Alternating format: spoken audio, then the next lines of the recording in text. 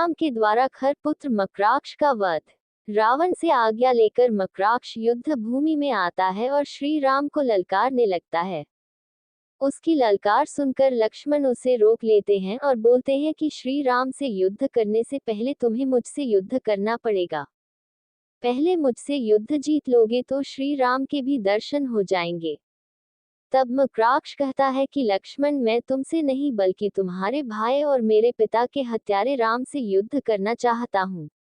मैंने अपनी माता को वचन दिया है कि मैं युद्ध में राम का सर काटकर उनको सौंप दूंगा तथा उसके खोपड़ी में जल भरकर अपने पिता का दर्पण करूंगा, तभी मेरे मृत पिता खर की आत्मा को शांति मिलेगी।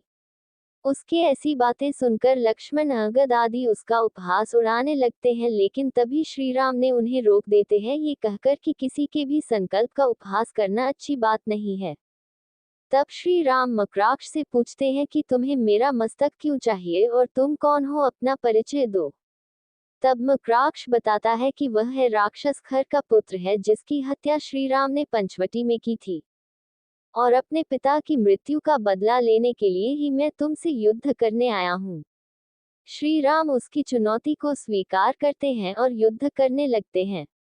मकराक्ष तीर पर तीर चलाया जा रहा था, लेकिन श्री राम बड़े ही सहज तरीके से उसके सभी बाणों को निष्फल कर रहे थे। फिर मकराक्ष अपनी मायावी आसुरी विद्या का प्रयोग करने लगता है, जिससे एक बार श्री राम भी प्रभावित हो जाते हैं, लेकिन विभीषण से जानने के बाद में उससे मुक्ति पा लेते हैं। अंत में श्री राम प्राणघातक बाण के द्वारा मकराक्ष का भी अंत कर देते हैं।